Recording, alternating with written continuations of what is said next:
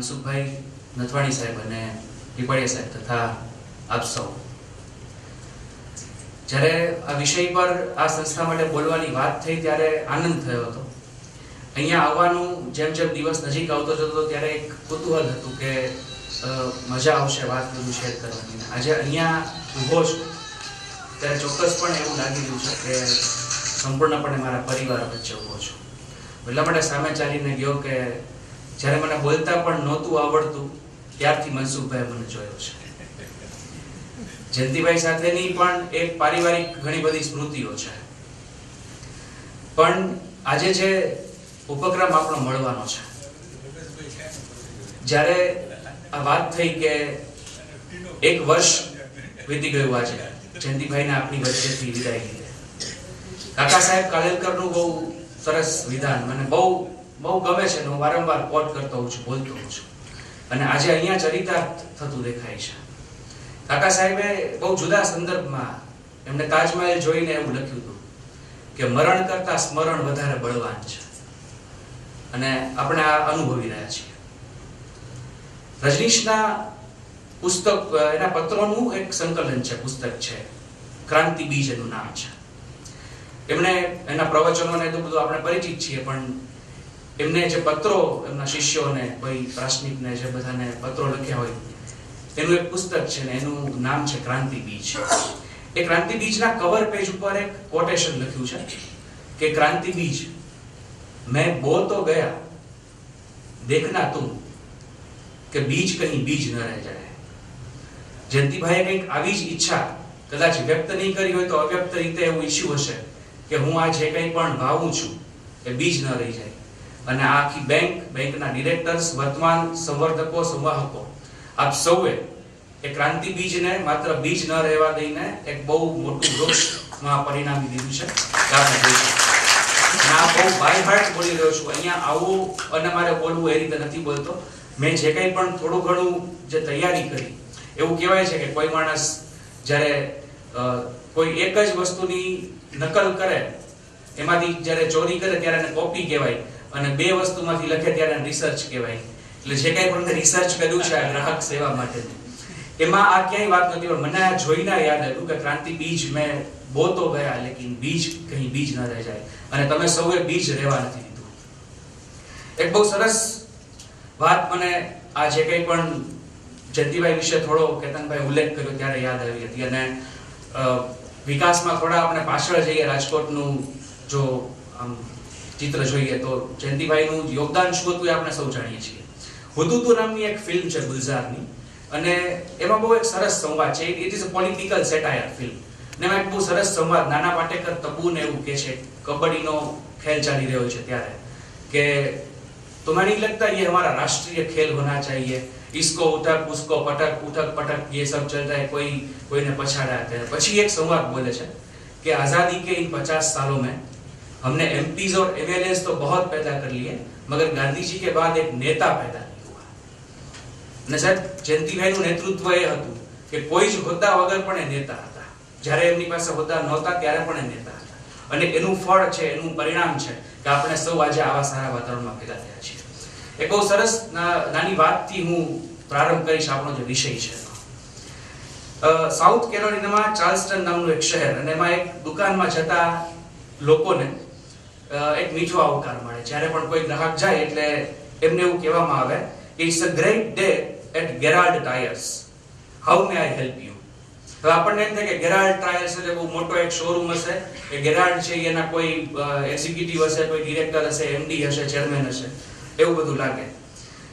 આ ગેરાલ્ડ છે કોઈ બિઝનેસ ટાઇકૂન નહોતા, પણ એ ભાઈ, એનું નામ સ્કોટ ગેરાલ્ડ, અને દુકાન જે હતી ને એ જૂના ટાયરના લેવેચની દુકાન, અને એક કર્મચારી હતા સિમ્પલ, પણ એ ગ્રાહકને આવી રીતે આવકારતા કે આ ગેરાલ્ડ ટાયર્સમાં તમારું ભવ્ય સ્વાગત છે, હું તમારું શું કરી શકું. એના આવા અભિગમને કારણે જસ્ટ ટાયર બદલી દે અને પૈસાની લેવડ દેવડ કરે. આવા અભિગમને કારણે આ પેઢી એટલી બધી પ્રચલિત બની કે પછી એની 3-4 બ્રાન્ચ થઈને 5મી બ્રાન્ચ થઈ ત્યારે 25% ના પાર્ટનર હતા, અને એના નામે આ ગેરાલ્ડ ટાયર્સ એ એના માલિકોએ પછી નામ રાખ્યું. અને 5મા શોરૂમમાં 5મી બ્રાન્ચમાં એ ભાઈ બધાને આવકારતા. 4 બ્રાન્ચ સુધી તો પોતે માત્ર આવકારતા. મારો કહેવાનો અર્થ એ છે કે ગ્રાહક પ્રત્યે, કસ્ટમર પ્રત્યે, ક્લાયન્ટ પ્રત્યે જો આપણો અભિગમ આવો હોય, આપણે સંસ્થાનો હિસ્સો હોઈએ, આપણે સંસ્થાના માલિક હોઈએ કે ન હોઈએ, એમડી હોઈએ કે ન હોઈએ, ચેરમેન હોઈએ કે ન હોઈએ, પણ એ સંસ્થાનો એક હિસ્સો હોય અને જો આપણો અભિગમ આપણા ગ્રાહક પ્રત્યેનો આવો હોય તો હું માનું છું કે બેંકની પણ ઘણી બધી બ્રાન્ચીસ થઈ શકે અને આપણે સૌ એ બેંકના માલિક અને ભાગીદાર બની શકીએ. આ એક ટૂંકી વાત પછી બહુ જેને એવું લાગે ને કે ભાઈ એમ કે આપની વચ્ચે હું કઈ બેન્કિંગ કેવી રીતના બેંકનું સંચાલન કરવું અને કઈ રીતે બેંકમાં મને કોઈ જ અનુભવ બેંકમાં સ્લીપ ભરવા સિવાય કે કઈ મારી પાસબુકમાં એન્ટ્રી કરાવવા સિવાયનો બીજો નથી. એટલે પંડિત રવિશંકરજી બેઠા હોય ને એની સામે કોઈ જઈને સિતાર બતાવે કે આ સિતાર છે, કે સચિન તેંડુલકરને કોઈ બેટ બતાવે જો આને બેટ કહેવાય, એ હું આપ સૌને કઈ બેંકના સંચાલન વિશે કંઈ જ કહી શકું. કારણ કે મેં તમને કહ્યું કે પરિવાર બેઠો છે, મનસુખભાઈ છે, શામજીભાઈ છે, હેલીબેન છે, કાશ્મીરાબેન છે, જનાર્દનભાઈ છે, એટલે આઈ ફીલ કમ્ફર્ટ તકુબા છે કે મારા ઘરની વાત છે, હું વાત કરી રહ્યો છું એટલે હું કોઈ ઉપદેશાત્મક કે કોઈ વાત તો હું ના કરી શકું, પણ કઈ રીતે ગ્રાહક તરફ આપનું વલણ, આપનો અભિગમ, આપનો એટીટ્યુડ એ હોઈ શકે કે જેને કારણે આ સંસ્થા છે. એટલા માટે કે બેંક છે ને, બેંક એની સાથેનો કોઈ ગ્રાહકનો સંબંધ છે એ એક દિવસ પૂરતો, એક મહિના પૂરતો, એક વર્ષ પૂરતો મર્યાદિત નથી. સરસ મજાનું વોશિંગ મશીન લઈ આવીએ એનો વોરંટી પીરિયડ 1 વર્ષ સુધીનો હોય ત્યાં સુધી આપણને શોરૂમ વાળા બહુ સરસ જવાબ દે, પછી એમ કે અમારા કારીગર કાલે આવશે, પરમ દિવસે આવશે, એનો ચાર્જ પણ થાય. બેંક તો પેઢીઓની પેઢીઓ સાથે જોડાતી એક બહુ મોટી પેઢી છે, બહુ મોટું સંકુલ છે. હું એવું માનું છું કે હોસ્પિટલ પછી જો બહુ સૌથી વધારે સેક્યુલર કોઈ સ્થળ હોય ને તો એ બેંક છે. સૌથી વધારે બિનસાંપ્રદાયિક સ્થળ હોસ્પિટલ પછી બેંક છે. હરિવંશરાય વચ્ચેને બહુ સરસ મધુશાલામાં વાત કરી છે કે બેન બઢાતે મંદિર મસ્જિદ મેલ કરાતી મધુશાલા. આ હું એવું માનું છું કે આ છે ને મેલ કરાતી મધુશાલા છે, જ્યાં કોઈ પણ સંપ્રદાયનો માણસ, કોઈ પણ ધર્મનો માણસ આવી પૈસા લઈ શકે, પોતાની ડિપોઝિટ મૂકી શકે અને બીજી સેવાઓ લઈ શકે. ના ઉમ્ર કી સીમા હો ના જન્મ કા હો બંધન, જબ પ્યાર કરે કોઈ તો દેખે કેવલ ધન. મનની બદલે બેંકમાં આ કન્સેપ્ટ આખો બદલાઈ જાય. પણ એ ધનની આખી પ્રક્રિયા જો મનપૂર્વક કરવામાં આવે, ગ્રાહકના મન સુધી પહોંચવામાં આવે, બેંકના ડિરેક્ટરથી માંડીને નાનામાં નાના કેશિયર સુધીની કોઈ વ્યક્તિ જો ગ્રાહકના મન સુધી, ગ્રાહકને શું જોઈએ છે એના સુધી પહોંચે તો હું માનું છું કે ઘણા બધા ગ્રાહક છે બેંક સુધી પહોંચી શકે. એક સમય હતો જ્યારે આપણે બેંકમાં ઊભા હોઈએ ને 2 વાગે જઈએ, પાસબુકમાં ફક્ત એન્ટ્રી કરાવવાની હોય અથવા તો કંઈક એવું કામ હોય અને 2 વાગે પહોંચીએ પછી 2:30 વાગે રિસેસનો સમય થાય એટલે પેલા ભાઈ કે બેન બેઠા હોય એ બધું બંધ કરીને જતા રહે, હવે અમારે જમવા જવાનો સમય થયો. બચારા ગ્રાહકો છે એ પછી ઊભા રહે, લાઈટ હોય સદનસીબે તો વાંધો નહીં, નહીંતર પંખા પણ ન હોય એવી રીતે ઊભા, પાછું 3 વાગે કાઉન્ટર શરૂ થાય એટલે જયનો ટાઈમ હોય 1/2 કલાક પછી. આજે સ્થિતિ એ છે કે આપણા ઘરે આપણા મોબાઈલ પર સતત ફોન આવે છે. હું ICICI માંથી બોલું છું, હું આ બેંકમાંથી બોલું છું, હું આ ઇન્સ્યોરન્સ કંપનીમાંથી બોલું છું, તમારે અમારી આ સેવાઓ જોઈએ છે, આ સેવાઓ જોઈએ છે. રાજકોટમાં અલબત્ત 1 થી 3 વચ્ચે લગભગ આ લોકો ફોન નથી કરતા, એને ખબર છે કે આપણે સામેથી કરોડ રૂપિયા વગર વ્યાજે આપશું તો આ ઊંઘ નહીં બગાડી નથી, પણ સામાન્ય રીતે એક આ અભિગમ છે. એટલે જ્યારે કસ્ટમર ઓવરઓલ આમ તો બહુ યુગોથી ગ્રાહક છે એ જ કેન્દ્રમાં છે, પણ હવે આખો એનો પરિપ્રેક્ષ્ય, આખું એનું પરિમાણ, આખું એનું જે કંઈ પણ પરિભાષા છે સેવાની એ બદલાય છે. અને આપણે આજે અહીંયા બેંકનો આ ગ્રાહક સેવા દિન તરીકે ઉજવણી થાય છે એ ઉપક્રમ છે, જયંતિભાઈનું સ્મરણ છે, એટલે સેવાની વાત, સેવકનું સ્મરણ અને સંતની ઉપસ્થિતિ અને એ વાત સેવકોની વચ્ચે. હું માનું છું કે આ બહુ રેરેસ્ટ ઓફ ધ રેર કિસ્સો છે. ઘણી બધી જગ્યાએ બોલવાનું થતું હોય પણ આજે બહુ ખરેખર દિલથી આનંદ આવી રહ્યો છે કે બહુ પહોંચી રહી છે વાત એવું મને લાગે છે. અને એટલા માટે થઈને કઈ રીતે આપણે કામ કરીએ તો વધુ ને વધુ ગ્રાહકો સુધી આપણે પહોંચીએ, વધુ ને વધુ ગ્રાહકો આપણા સુધી આવે અને આ એક અનુબંધ છે એ બંધાય. મને સાવ અનાયાસ ગની દહીવાલાનો શહેર આખો યાદ આવે છે એમ કે ના ધરા સુધી ના ગગન સુધી નહીં ઉન્નતિના પતન સુધી, ફક્ત આપણે તો જવું હતું અરે એકમેકના મન સુધી. ગ્રાહક અને સંસ્થા જો આવું નક્કી કરી લે કે એકમેકના મન સુધી, તો હું માનું છું કે ઉન્નતિ પછી એના માટે સ્કાય ઇઝ ધ લિમિટ એવું હોઈ શકે. જે કંઈ પણ પરિવર્તન આખા સમાજમાં, સમાજના વિવિધ ક્ષેત્રે આવ્યું છે. એક વહાણમાં ટપાલ જતી, આપણે એવું સાંભળેલું છે કે ટપાલ જાય વાહનમાં જાય અથવા તો પછી એમ કે રેલ સેવા ને બધું શરૂ થયું, જ્યાં પત્ર પહોંચવાનો હોય ત્યાં પહોંચે ત્યાં સુધીમાં પેલી ઘટના જૂની થઈ ગઈ હોય, ત્યારથી આજે હવે આપણે માત્ર આપણા હાથમાં એક માઉસ રહ્યું છે ને ક્લિક કરીએ અને સામે કેટલાય કિલોમીટર દૂર આપણો સંદેશો આપણે પહોંચાડી શકીએ છીએ. આ આખો યુગનો પરિવર્તનનો એક સ્પાન છે. સ્વાભાવિક રીતે એ પરિવર્તનની અસર બેન્કિંગ ક્ષેત્રમાં હોય જ અને થઈ રહી છે. આપણે સૌ અનુભવી રહ્યા છીએ, આપ સૌ એ તરફ વળી રહ્યા છો. ઇતિહાસ બેંકનો ખૂબ મોટો છે. બેન્કિંગ ક્ષેત્ર એ છેલ્લા 5-25 વર્ષમાં કે છેલ્લા 100 વર્ષમાં પણ વિકસેલી વાત.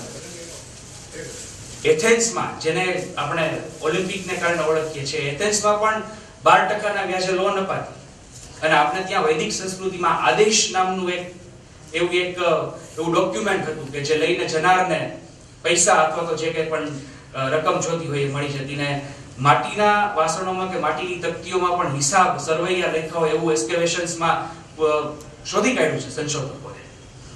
5000 વર્ષ પહેલા ચીનમાં કે 9000 વર્ષ પહેલા આફ્રિકામાં કે વોટેવર, આ બધું આ જો હું એટલા માટે નથી કહેતો કે તમને આ બધી માહિતી માત્ર તમે ગૂગલમાં સર્ચ હિસ્ટ્રી ઓફ બેન્કિંગ કરશો ને એટલે તમને મળી જશે. એટલે આપણે એમાં ન ઊંડા ઉતરીએ, પણ ઇતિહાસ બેંકનો બહુ મોટો છે અને એટલા માટે થઈને સતત બદલાતી જતી જે સ્થિતિ છે. હિન્દુસ્તાનમાં પણ 1780 ની આસપાસ બેંક સ્થપાઈ ગઈ અને સૌરાષ્ટ્રમાં, ગુજરાતમાં બધું જ લગભગ સાયમલ્ટેનિયસલી બન્યું.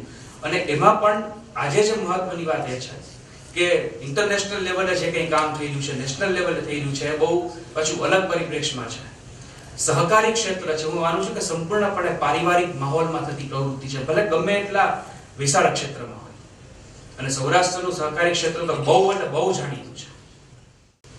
હમણાં તો આમે બહુ દિલ્હી સુધી જાણીતું છે, સૌનો સાથ સૌનો વિકાસ. પણ આપણે એ આપણી ચર્ચાનો ઉપક્રમ નથી. પણ તમે જુઓ કે આમાં છે ને સંબંધ વધારે મહત્વનો છે. અને માત્ર બેંક નહીં, આ તો બહુ જીવનમાં ઉપયોગી વસ્તુ છે કે reliability is your real ability.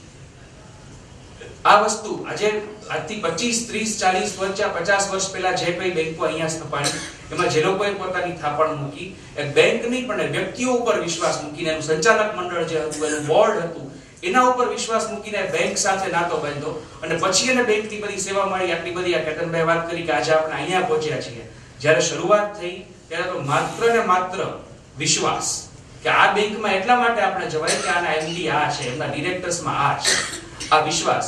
અને હું માનું છું કે કદાચ બોર્ડ ઓફ ડિરેક્ટર સતત બદલાતે પણ વિશ્વાસનું તત્વ છે એ તો બહુ વકબંધ અને અખંડ રહેવું જોઈએ, તો જ એના ઉપર આખી આ પ્રવૃત્તિ છે ચાલી શકે. એટલે જે કંઈ પણ આખી જે એક ઇતિહાસ છે બેંકનો, એમાંથી આપણે ક્યાંથી ક્યાં પહોંચી ગયા છીએ. અને આજનો યુગ જે સંપૂર્ણપણે તમામ ક્ષેત્રે માર્કેટિંગનો યુગ છે. એક શબ્દ છે વાયરલ માર્કેટિંગ.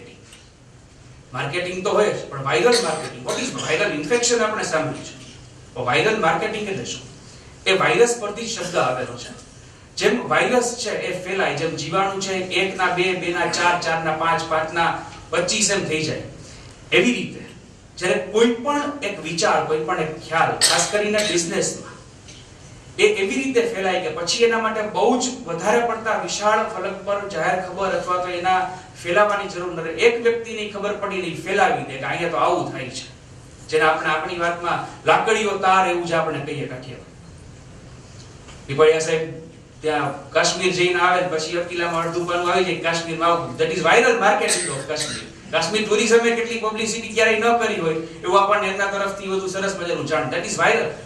મેં આ વસ્તુ અનુભવી છે, મેં જાણી છે, એ મારે બીજાને જણાવવી છે, એવા ભાવથી જે કંઈ પણ એનો ફેલાવો થાય ને એટલો હ્યુજ જેને કહેવાય ને કે પ્રમાણમાં થાય, એટલા મોટા પ્રમાણમાં ફેલાવો થઈ જાય કે પછી કોઈ એનાથી અજાણ ન રહે. શક્ય છે કે પરિણામ મોટું આવે. અને બેન્કિંગ ક્ષેત્રે આ વાયરલ માર્કેટિંગની અત્યારે બહુ જરૂર છે, ખાસ કરીને આપણા સહકારી ક્ષેત્રમાં. કારણ કે જે ધરખમ બેંકો છે, કરોડો રૂપિયા લઈને આવે છે, લોકો તો માર્કેટિંગ પાછળ બહુ પૈસા ખર્ચે છે. પણ આપણી મૂડી તો આપણા ગ્રાહક જ છે.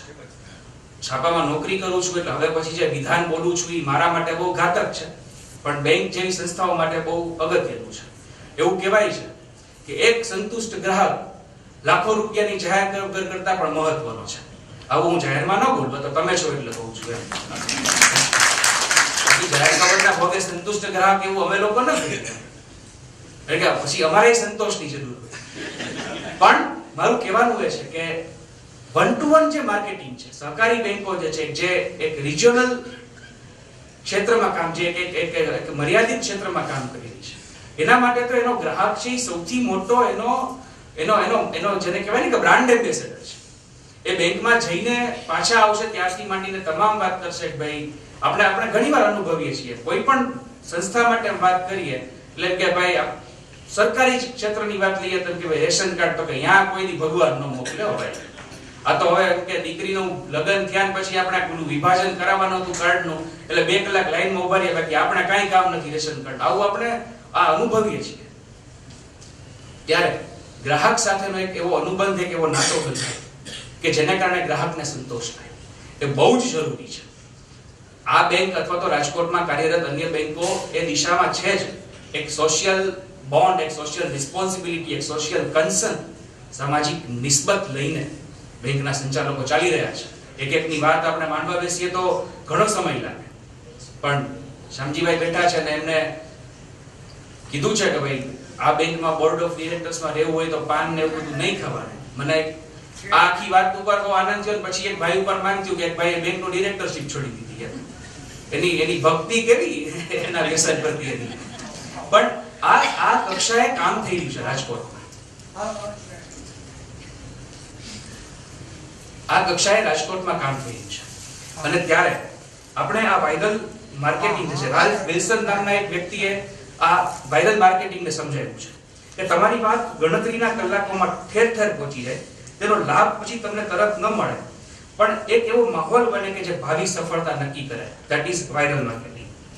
હોટમેઇલ આપણે બહુ ઉપયોગ કરીએ છીએ, જીમેઇલ છે, આવું છે હોટમેઇલ.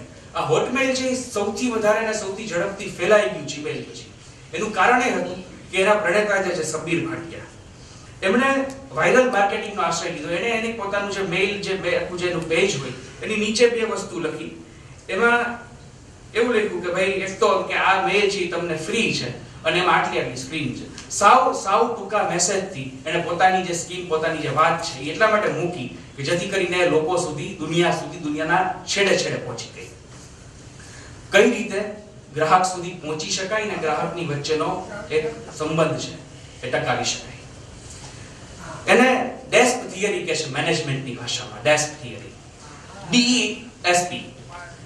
ગ્રાહકો પ્રત્યેનો એક જે અભિગમ છે એ આ ડેસ્ક એટલે શું? D એટલે કે ડોમિનન્ટ અને ડિટર્મિનેશન. જે કંઈ પણ કરીએ એ બહુ જ આગળ પડતા રહીને, બહુ જ ડિટર્મિનેશન થી, એક જેને કહેવાય ને કે પૂર્ણ આત્મવિશ્વાસથી કરીએ. એ પછી એ બેંકનું સંચાલક મંડળ હોય કે એક સામાન્ય કર્મચારી હોય કે મેનેજર હોય, એ બહુ મહત્વનો આ D છે, બહુ મહત્વનો છે. પછી છે E. ડેસ્કમાં બીજો શબ્દ E. E એટલે એનર્જાઇઝડ, એન્થુઝિયાસ્ટિક અને ઇફેક્ટિવ. આપણે કોઈ પણ એક વાતાવરણમાં, કોઈ પણ ક્યાંય પણ જઈએ અને એક બહુ સરસ વચ્ચે એક વાત યાદ આવે છે. એક ભાઈ ને બાઇક લેવું હતું અને બાઇક લેવા ગયા એટલે જે શોરૂમ હતો એ લગભગ બંધ થવાનો સમય હતો, 6:30 સાંજના. એટલે એ ભાઈએ કીધું ભાઈ મારે આ રીતનું આ મોડેલનું બાઇક જોઈએ છે અને મારું બજેટ છે 60-65 હજાર રૂપિયાનું છે ને મને તમે બાઇક બતાવો. એટલે 2 સેલ્સમેન છે, ઓલમોસ્ટ શોરૂમ ખાલી હતો, એટલે 2 સેલ્સમેન છે બેઠા બેઠા વાત કરતા હતા. એને કીધું જો ત્યાં પડ્યા ને એ 5 બાઇક તમે જોઈ લ્યો. પછી એને જોઈ લીધું બાઇક. પછી એને બ્રોશર આપવામાં આવ્યું કે આ બાઇકની આટલી ફેસિલિટી છે, આટલા સીસી કેપેસિટી છે, આટલી એની એવરેજ આવે, આવું થાય ને આવા રોડ ઉપર ચાલે, જે કઈ એની બધું ક્વોલિટીઝ હતી. બ્રોશર લઈને ભાઈ નીકળી ગયો. બીજા દિવસે સવારે નીકળ્યો ત્યારે એના હરીફ શોરૂમમાં ગયા. ત્યાં એને કીધું મને આ બાઇક બતાવો ને, એની પાસે પછી મોડેલ એનું કન્ફર્મ હતું એની રિક્વાયરમેન્ટ મુજબનું. ત્યાં એક બહુ સરસ, એકદમ સારા વર્તનમાં સારી રીતે વાત કરનારી એક ફિમેલ સેલ્સ પર્સન, એને આખી એની બાઇકની પ્રક્રિયા, આખી બાઇકની જે કંઈ પણ ક્વોલિટીઝ હતી બધી સમજાવી. એને બાઇક ક્યાંથી લીધું? એટલા માટે કે એક કસ્ટમર જે તમારે ત્યાં આવે છે એને માત્ર ચિંધી દેવાથી કે આ બાઇક લઈ શકાશે એને સંતોષ નહીં મળે. પેલી બેને એને બધું જ સમજાવ્યું કે આ બાઇક ખરીદવાથી તમને આટલો ફાયદો થશે, આવા જે કંઈ પણ પેલા બ્રોશરમાં લખ્યું હતું એ આ બેને બોલ્યા.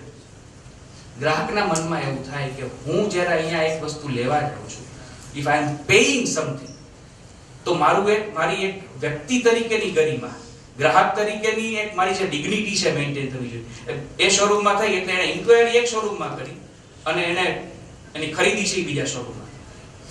એન્થુઝિયાઝમ જે ઉત્સાહ છે, તમારે ત્યાં કોઈ માણસ આવે છે એને આવકારવાનું એનો એક અભિગમ, એની એક ગરિમા જાળવવાની જે વાત છે, એ જો સારી રીતે થાય તો હું માનું છું કે કોઈ પણ સંસ્થાનો એના કસ્ટમર સાથેનો એક સંબંધ છે એ બહુ જ મજબૂત બની શકે. DESP એમાંથી S, સ્ટ્રેન્થન, સ્ટેબલ અને સાફ. એકદમ શક્તિશાળી, એકદમ મજબૂત અને સ્થિર. સંબંધોમાં પછી એ બેંક હોય કે જીવન હોય, સ્થિરતા હોવી બહુ જરૂરી છે. અને આ સ્થિરતા તો જ કહેવાય, બેલેન્સ હોય, સંતુલન હોય, તો આ સ્થિરતા કહેવાય. ને એ સ્થિરતા પછીથી જે મેં તમને કહ્યું ને કે જનરેશન ટુ જનરેશન એમાં પરિવર્તિત થાય. અને P એટલે પરફેક્ટ અને પરસ્યુટ ઓફ એક્સેલન્સ. એકદમ જે કંઈ પણ કામ થાય એ સંપૂર્ણ થાય, એ સચોટ થાય, એ સંતોષકારક થાય. જો આ ડેસ્પનો એક અભિગમ અપનાવવામાં આવે તો હું માનું છું કે ગ્રાહકનો સંતોષ છે એ 3 ગણો 4 ગણોથી માંડી અને 40-50 ગણો થઈ શકે. એટીટ્યુડ એવો શબ્દ આપણે ત્યાં છે, અભિગમ. બહુ માણસો બહુ સલાહ આપે યાર કાંઈ નથી, તમારો એટીટ્યુડ બદલો એટલે બધું પૂરું થઈ જશે, તમારો અભિગમ બદલો, તમારું વલણ બદલો, આ બધું આપણને સલાહ આપતા હોય. ઘણી બધી વાર ખાસ કરીને આ જે આપણું સ્થૂળ જે વ્યવહાર જગત છે એમાં તો એટીટ્યુડ બહુ મહત્વનું હોય છે. અને એટીટ્યુડ શબ્દને બહુ સરસ રીતે ડિફાઇન કરવામાં આવ્યો છે. એટીટ્યુડ છે ને એ 100 છે. એ આલ્ફાબેટનો પહેલો શબ્દ છે, 1. કેલ્ક્યુલેટર હોય તો સહેજ ટોટલ કરતા જજો, નહીં તો હું છેલ્લે કહી દઉં. A એટલે એક પહેલો શબ્દ છે. પછી T એ આલ્ફાબેટનો ABCD નો 20મો શબ્દ છે, એટલે 21, 20 ને 21. પછી બીજો T એ 20મો શબ્દ છે, એટલે 20 ને 20, 40 ને 41. પછી I એ 9મો શબ્દ છે. T અગેન 20મો શબ્દ છે. U 21st word of alphabet. D એ ચોથો શબ્દ છે અને E એ 5મો શબ્દ છે. આનો સરવાળો કરજો એટલે 100 થશે. આટલા જ આલ્ફાબેટમાં, આટલા જ વર્ડમાં 100% આવી ગયા.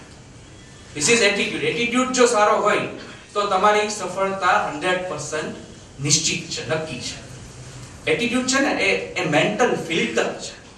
માણસ ગમે એટલો ગુસ્સે થઈને, આપણે તમારે તો બહુ અનુભવ થતા હશે, ગુસ્સે થઈને માણસ હવે આમાં આમ નથી ને અમે લાઈનમાં ઊભા છીએ, ટોકન નથી, વગેરે વગેરે જે કંઈ થતું હોય, આ સમયે એક એક્શનની સામે જો માત્ર આપણે રિએક્શન જ કરીએ ને તો રિએક્શન માત્ર રિએક્શન હોય છે.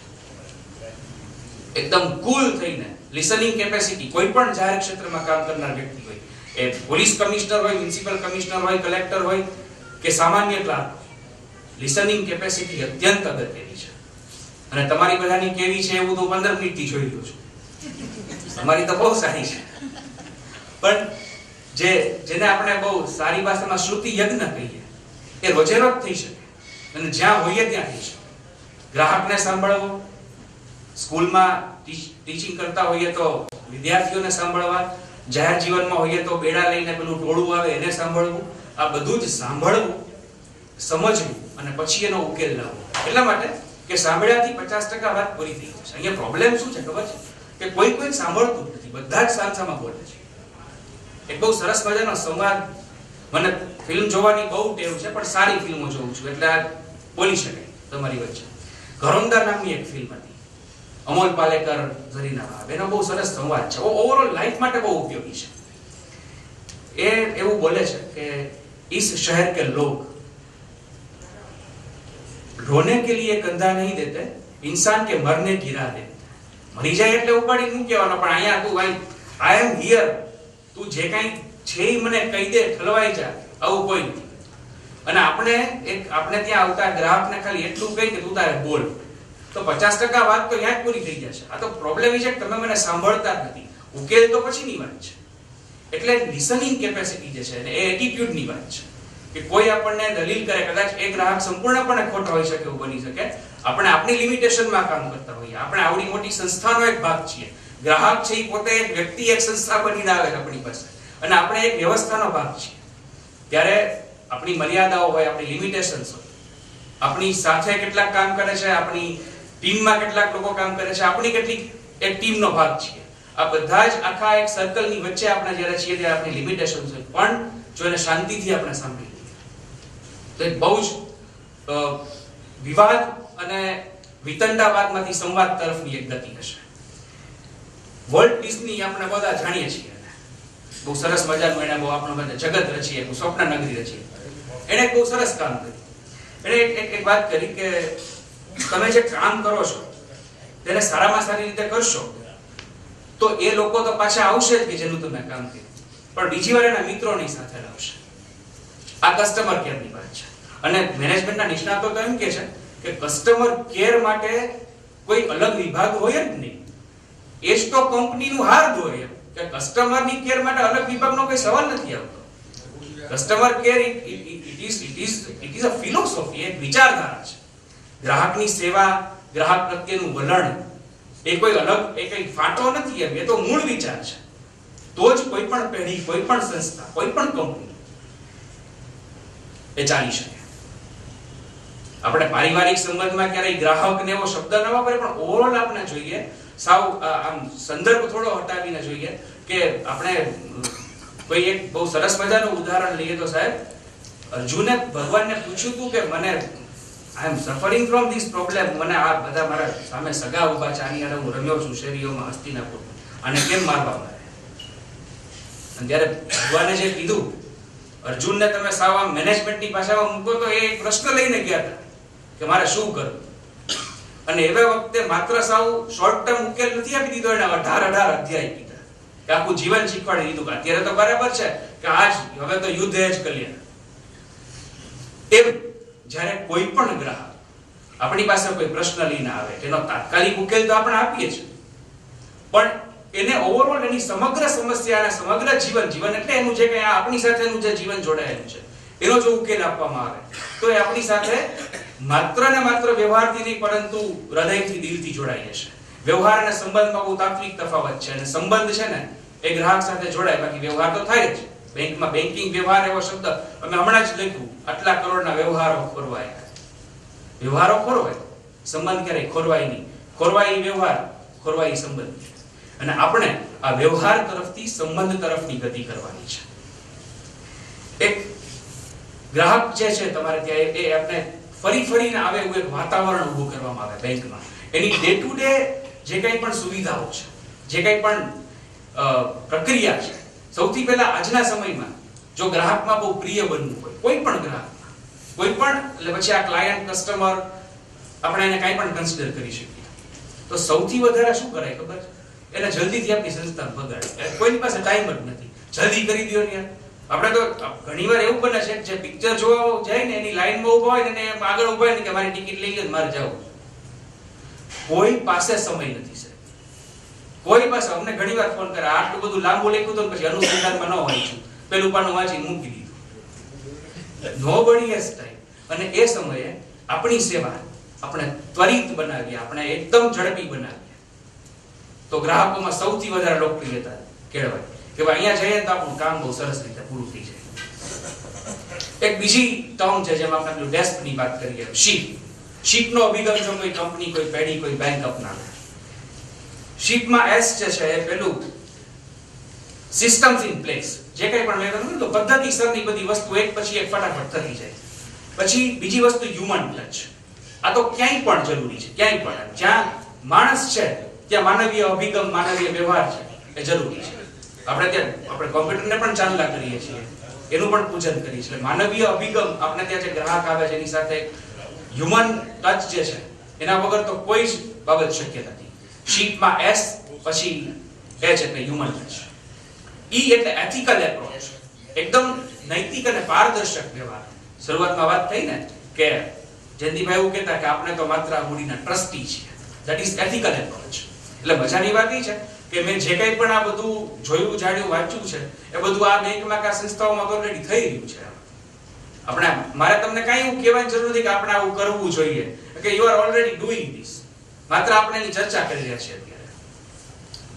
ઘણીવાર ચર્ચા પ્રવચનમાં પરિવર્તિત થતી હોય, આજે વક્તવ્ય ચર્ચામાં પરિવર્તિત થઈ રહ્યું છે. એક પાકો રિવર્સ એંગલ છે. પછી એક્ઝિક્યુશન ઓન ટાઈમ, બહુ સમયસર દરેક વસ્તુનો અમલ. મેં કીધું કે બહુ સમય બહુ કિંમતી છે, આપણે વર્ષોથી સાંભળતા આવ્યા છે, પણ અત્યારે તો બહુ જ એટલે બહુ જ આપણે પાછું આમ કહેવતો છે ને એને રાજકોટ તો આખું ઊંધું વાળી દે. આપણે પાણીની જેમ પૈસા વેડફે એવું રાજકોટ માટે કોઈ દિવસ કોઈ ન કહી શકે કે આપણે પાણી કેમ વાપરી છે આપણને ખબર. પાણીની જેમ પૈસા વાપરે રાજકોટ માટે એકદમ લોભી હોય તો એવી રીતના એના માટે ટર્મ છે કરી શકાય. એમ સમયનું પાલન એ બહુ વર્ષોથી સાંભળીએ છીએ, પણ આજના સમયમાં ઇટ ઇઝ મોસ્ટ ઇમ્પોર્ટન્ટ. પછી પોસ્ટ સેલ્સ સર્વિસ. આ બેંક કોઈ સેવા વેચતી નથી, એટલે વેચાણ એવો શબ્દ કદાચ અહીંયા અપ્રોપ્રિએટ નથી, સુસંગત નથી. પણ જે કંઈ પણ આપણે ત્યાં એક વ્યક્તિ છે ખાતામાંથી કોઈ એક વ્યવહાર કરીને ગઈ, અથવા તો આપણે ત્યાં એક ફિક્સ ડિપોઝિટ મૂકવામાં આવી, પછી એના વિશેની માહિતી, એના વિશેની જે કંઈ પણ ઇન્ફોર્મેશન જે અપડેટેશન છે એ સતત થતું રહે એ જરૂરી છે.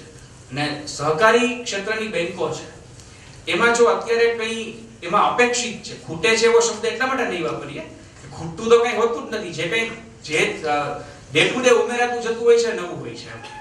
તો જે અપેક્ષિત છે એ વધારે ને વધારે ટેકનોલોજીનો ઉપયોગ, વધારે ને વધારે આધુનિક જે અદ્યતન જે કંઈ પણ આ બધી પદ્ધતિઓ આવી છે. આપણા બેંકમાંથી આપણે 500 રૂપિયા ઉપાડીએ એટલે હજી આપણે એટીએમ માંથી બહાર નીકળી પહેલા એસએમએસ આવી ગયો હોય તમારા ખાતામાંથી વિથડ્રો વગેરે વગેરે જે કંઈ પણ ટેકનોલોજી આપ જાણો છો, એનું પણ એનો જલ્દી ત્વરિત અમલ થાય તો લોકોનો એક જે શિક્ષિત વર્ગ જે છે એ પણ આ બેંકો સાથે જોડાયેલો રહેશે. બિલ ગેટ્સ બહુ નામ જ એવું છે કે આપણે એનું નામ સાંભળીને ત્યાં આપણી એનર્જી છે બિઝનેસ માટેની એ જાગૃત થઈ જાય. એણે બહુ સરસ એક વાત કરી છે ને, જે કોઈ પણ વ્યક્તિ જાહેર ક્ષેત્રમાં છે, પત્રકાર હોય, નેતા હોય, બેંકના સંવાહક હોય, એમણે એવું કહ્યું કે your complaining customer are your real assets. સૌથી વધારે ફરિયાદ કરતા ગ્રાહકો તમારી સાચી અસ્કયામત છે. એ લોકો જ ધ્યાન દોરે કે આમાં ભૂલ નથી.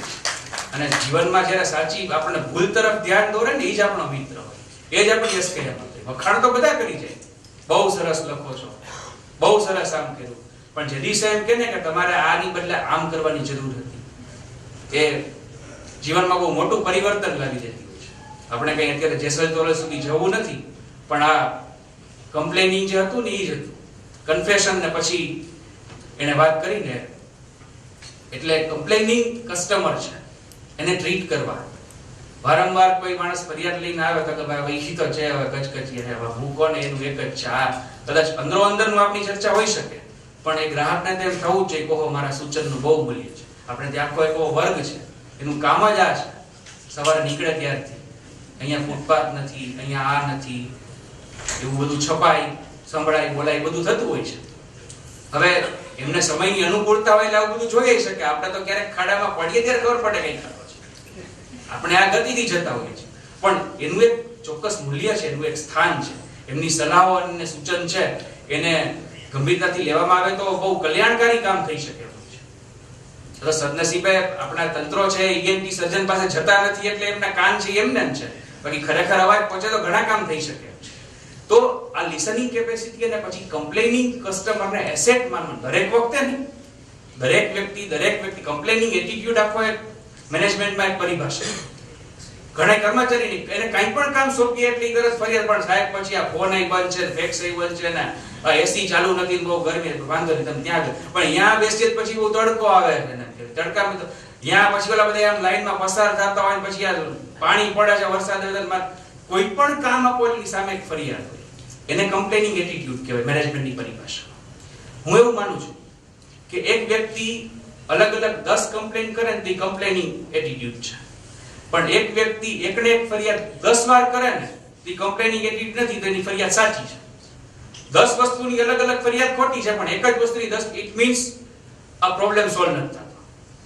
કોઈ માણસ કે ફોન કરે કે આજે સફાઈ નથી થઈ, કાલ પાણી નથી આવ્યું, આજે સ્ટ્રીટ લાઇટ નથી, તો બરાબર છે કે એને કાંઈક ને કંઈક જે નથી ને ઈ જ એને કેવું છે.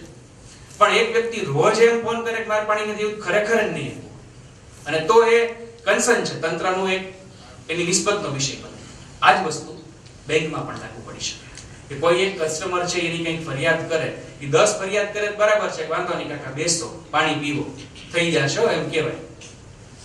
અલી ડોસા અને ધૂમકેતુની વાર્તામાં રોજ ઓલા લોકો એ જ કહેતા કે તમારી દીકરી લેટર નથી આવ્યો, પછી ગુજરી ગયા પછી આવ્યો. ભાઈ કમ્પ્લેનિંગ એટીટ્યુડ નહોતો, એ ઇમોશનલ આખો એટીટ્યુડ હતો. પણ જો એકને એક વસ્તુ કહેવામાં આવે તો એ વસ્તુને એસેટ માની, એ બાબતને સંસ્થાની જ પ્રગતિનો એક ભાગ ગણી અથવા તો માધ્યમ ગણી અને ટ્રીટ કરવામાં આવે તો બહુ ઉપયોગી થઈ શકે. છેલ્લે જેમ ગેરાલ્ડથી શરૂ કરી હતી વાત, એમ જા ગિરાડ નામનો એક સેલ્સની દુનિયામાં બહુ મોટું નામ છે ને, ગિનિસ બુક ઓફ વર્લ્ડ રેકોર્ડમાં એના નામની નોંધ છે. એને એક જ વર્ષમાં 1425 કાર વેચી. આ બહુ મોટું કામ છે. અને 1425 કાર એટલે એવું નહીં એક ડીલ કે ભાઈ એક જ કંપનીને આપી, કોઈ એક જ ઉદ્યોગ ગૃહને આપી. 1425 સ્વતંત્ર ગ્રાહકો હતા, પર્સનલ, એક વ્યક્તિ આ બે વ્યક્તિ, એવા એક જ વર્ષમાં 1425. પછી એનું ગિનિસ બુકમાં નામ આવ્યું, બધા એનું એપ્રિસિએશન મળ્યું. એટલે એને એવું પૂછવામાં આવ્યું કે આવું કઈ રીતે પોસિબલ બન્યું, તમે કઈ રીતે આ બધું શક્ય કર્યું? ત્યારે એમણે એમ કીધું કે હું કાંઈ વેચતો જ નથી, દુનિયાની જે શ્રેષ્ઠ પ્રોડક્ટ છે એને હું વેચું છું. એ છે મારી જાત, મારી સ્કિલ. હું પોતે મારા વેચાણમાં, મારી વેચાણ પ્રક્રિયામાં, મારી સેલ્સની જે આખી પ્રોસેસ છે, ગ્રાહકને ટ્રીટ કરવું, એમાં ઇન્વોલ્વ થાઉં છું, ઓતપ્રોત થાઉં છું. અને એને કારણે આ સેલ્સ છે એ વધે છે, આ વેચાણ વધે છે. દરેક વ્યક્તિ, બેંક સાથે જોડાયેલી વ્યક્તિ હોય, કંપની સાથે જોડાયેલી વ્યક્તિ હોય, પેઢી સાથે જોડાયેલી વ્યક્તિ, એ આ ચા ગિરાડની જેમ વસ્તુ કે સેવા વેચવાને બદલે પોતાની જાતને વેચે, પોતાની જાતને વહેંચે, ડિસ્ટ્રીબ્યુટ કરે, નોટ ટુ સેલ, બધાની વચ્ચે વહેંચે, બધાની વચ્ચે શેર કરે, તો 1425 કાર નહીં, પણ હું માનું છું કે એક મહિનામાં 1425 નવા એકાઉન્ટ ખુલી શકે.